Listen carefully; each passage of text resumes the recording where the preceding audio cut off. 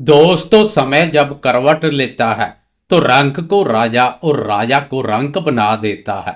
लेकिन जिनके पास ग्रहों का ज्ञान और कर्म का हथियार होता है, वो समय की हर करवट को अपनी जीत में बदल लेते हैं।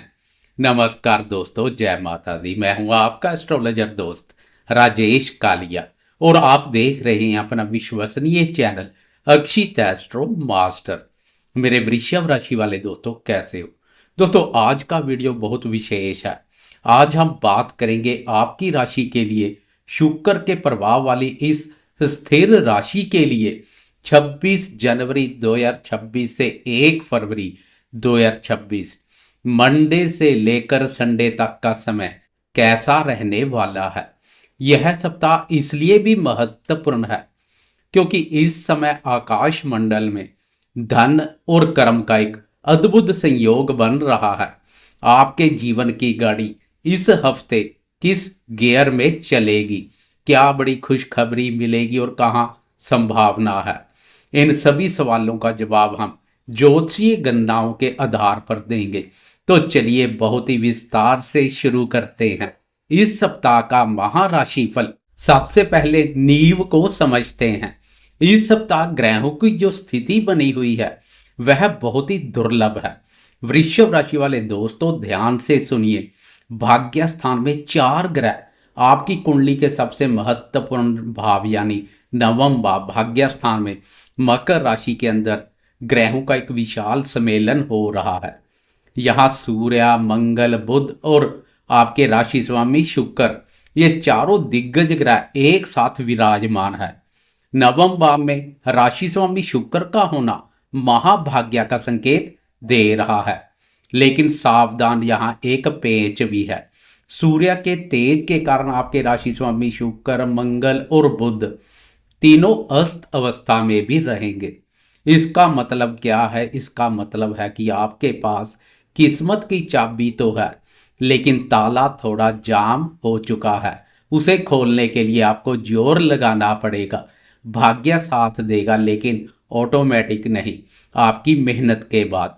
अब आते हैं सबसे अच्छी खबर पर। आपके 11वें भाव लाभ स्थान पर कर्मफलदाता शनिदेव अपनी मित्र राशि मीन में गोचर कर रहे हैं और आपके दूसरे भाव धन स्थान में देवगुरु बृहस्पति मिथुन राशि पर संचार कर रहे हैं।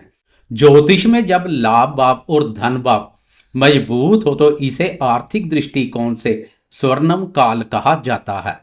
शनिदेव लाभ दे रहे हैं तो गुरुदेव धन की रक्षा कर रहे हैं। राहु केतु की स्थिति देखें तो आपके 10वां भाव कर्म स्थान पर राहु कुंभ राशि पर है, जो आपको काम के प्रति बहुत ज्यादा एम्बिशियस बना रहे हैं। वहीं चौथे भाव सुख स्थान पर केतु संचार कर रहा है, जो घरेलू सुखों में थोड़ा असंतोष दे सकता है। तो यह थी ग्रहों की स्थिति। अब इसका आपके जीवन के हर पहलू पर क्या गहरा असर पड़ेगा, चलिए विस्तार से जानते हैं। दोस्तों, अगर मैं इस सप्ताह को धन का सप्ताह कहूं तो कोई गलत बात नहीं है। आर्थिक मोर्चे पर वृषभ वालों की बल्ले बल्ले होने वाली है। क्यों? इसका ज्योतिषीय कारण समझिए। आपके दूसरे भाव में बैठे देवगुरु बृहस्पति सिर्फ बैठे नहीं है, वो एक्टिव है। यहां से गुरु अपनी 9वीं दृष्टि आपके 10वां भाव कर्म स्थान पर डाल रहे हैं। इसका सीधा मतलब है कि आपके द्वारा किया गया काम सीधे तौर पर धन में कन्वर्ट होगा। मेहनत बेकार नहीं जाएगी। उधर 11वें भाव में बैठे शनिदेव इनकम के नए सोर्स खोल सकते हैं। शनिदेव की एक खासियत है, वो स्थायी चीजें देते हैं। इस हफ्ते अगर आपकी सैलरी बढ़ती है या बिजनेस में कोई नई डील होती है तो उसका लाभ आपको लंबे समय तक मिलेगा। गुरुदेव की दृष्टि 6ठे भाव और 8ठम भाव पर भी है। अगर आपका पैसा कहीं फंसा हुआ था या ससुराल पक्ष से कोई आर्थिक मदद की उम्मीद थी तो इस हफ्ते वो पूरी हो सकती है। शेयर बाजार या लॉन्ग टर्म इन्वेस्टमेंट के लिए भी बुधवार के बाद का समय बहुत अनुकूल है। अब बात करते हैं आपके करियर की। नौकरी पेशा दोस्तों के लिए आपके कर्म स्थान में राहु विराजमान है। राहु विस्तार का ग्रह है। आप इस हफ्ते अपने काम को लेकर बहुत इनोवेटिव रहेंगे। आपके दिमाग में ऐसे आइडियाज आएंगे जो आपके बॉस को भी हैरान कर देंगे। खासकर जो दोस्त आईटी, सॉफ्टवेयर, सोशल मीडिया या विदेशी कंपनियों में काम करते हैं, उनके लिए यह सप्ताह प्रमोशन जैसा माहौल बना सकता है। बस एक सलाह है, राहु कभी कभी ओवर कॉन्फिडेंस देता है। हवा में ना उड़े, जमीन पर रहकर काम करें। व्यापारी दोस्तों के लिए व्यापार कारक बुध अस्त है और वो भाग्यावा पर संचार कर रहे हैं। इसका मतलब है कि आपको किस्मत के भरोसे नहीं बैठना है। आपको अपनी मार्केटिंग और कम्युनिकेशन पर थोड़ा ज़्यादा जोर देना होगा। शनि के लाभ पर होने से हार्डवेयर, कंस्ट्रक्शन, तेल या लोहे के व्यापारियों को अचानक बहुत मुनाफा हो सकता है। नया काम शुरू करने के लिए समय अच्छा है, लेकिन पार्टनरशिप में थोड़ी पारदर्शिता जरूर रखें। रिश्तों के मामले में यह सप्ताह थोड़ा मिला जुला रह सकता है। चौथे भाव में केतु का होना मन में एक अजीब सी विरक्ति, डिटैचमेंट देता है। आप घर पर होंगे, सबके साथ होंगे, लेकिन फिर भी आपको लगेगा कि कोई मुझे समझ नहीं रहा। माता जी के स्वास्थ्य को लेकर थोड़ी चिंता रह सकती है, खासकर पैरों में दर्द या सांस की तकलीफ। हालांकि दूसरे बाप के गुरुदेव वाणी में मिठास बनाए रखेंगे, जिससे बड़ा झगड़ा नहीं होगा। घर में कोई पूजा पाठ हो सकता है। लव लाइफ के लिए समय थोड़ा नाजुक है। आपके प्रेम के कारक और राशि स्वामी शुक्र अस्त है। हो सकता आपका पार्टनर आपको उतना समय ना दे पाए जितनी आप उम्मीद कर रहे हैं। इससे आप चिड़चिड़े हो सकते हैं। मेरा सुझाव है कि इस समय शक या शिकायत करने की बजाय अपने साथी को सपोर्ट करें। सप्ताह के अंत में, वीकेंड में स्थितियां सुधर जाएंगी। दाम्पत्य जीवन के संबंध में स्थिति बेहतर है। सप्तम भाव के स्वामी सप्तमेश मंगल भाग्य स्थान पर है। जीवन साथी का भाग्य आपके काम आएगा। उनकी सलाह से आपको धन लाभ हो सकता है। बात करें स्वास्थ्य की, तो स्वास्थ्य ही असली धन है और यहाँ आपको थोड़ा सतर्क रहना होगा। ध्यान दीजिए, आपकी राशि पर 11वें भाव में बैठे शनि की तीसरी दृष्टि पड़ रही है। शनि की दृष्टि जब लगन पर पड़ती है तो वह शरीर में भारीपन और आलस्य देती है। आपको सुबह उठने में परेशानी हो सकती है। काम टालने की आदत बन सकती है। इसके अलावा राशि स्वामी शुक्र के अस्त होने से रोग प्रतिरोधक क्षमता थोड़ी कमजोर रहेगी। मौसम बदलते ही सर्दी, जुकाम या गले का इन्फेक्शन हो सकता है। अधिक ठंडी चीजों से परहेज करें। अब हम वीडियो के सबसे दिलचस्प हिस्से पर आते हैं। जानते हैं चंद्रमा की चाल आपके मूड को रोज कैसे बदलेगी। हफ्ते की शुरुआत 12वें भाव के चंद्रमा से होगी। सावधान रहें। शुरुआती 2 दिन सोमवार, मंगलवार आपके लिए थोड़े तनावपूर्ण हो सकते हैं। खर्चों की अधिकता रहेगी। हो सकता है गाड़ी की मरम्मत या किसी अनचाहे खर्च में पैसा जाए। नींद पूरी ना होने से आंखों में जलन रह सकती है। इस दौरान कोई बड़ा फैसला ना लें, सिर्फ रूटीन काम करें। मनोबल में कमी ना होने दें, ओवर थिंकिंग से बचें। मंगलवार शाम 4:45 पर चंद्रमा का प्रवेश आपकी अपनी राशि वृषभ में होगा। यहाँ चंद्रमा उच्च के होते हैं। बस यहीं से गेम पलटेगा। मंगलवार शाम से लेकर गुरुवार शाम तक का समय आपके लिए पावर प्ले का है।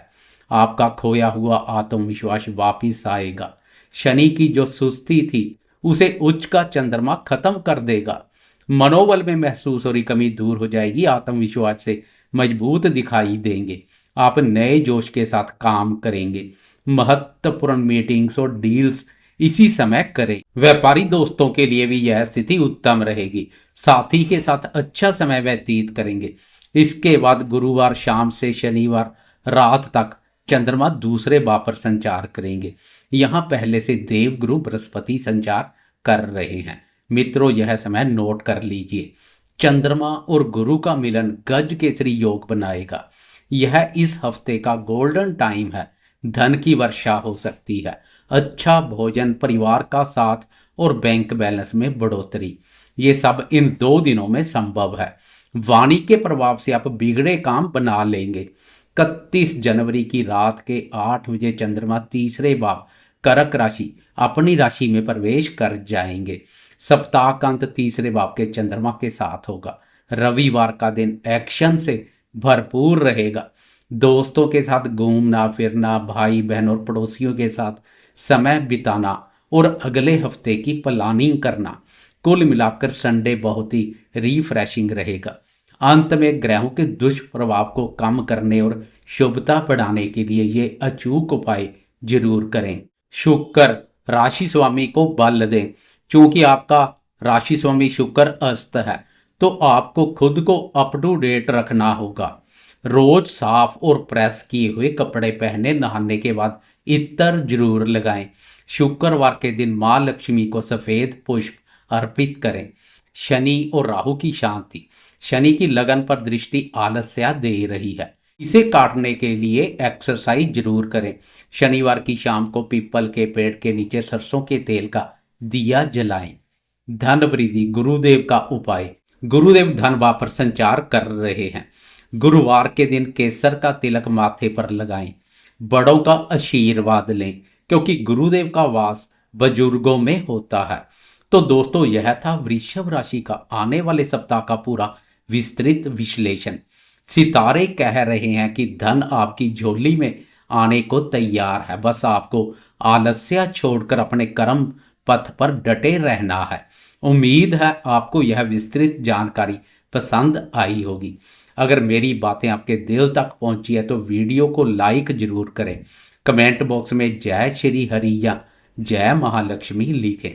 चैनल अक्षित एस्ट्रो मास्टर को सब्सक्राइब करें और बेल आइकॉन दबाएं ताकि अगली वीडियो मिस ना हो। मैं एस्ट्रोलॉजर राजेश कालिया आपसे विदा लेता हूं। बहुत जल्द मिलूंगा एक और ज्ञानवर्धक वीडियो के साथ।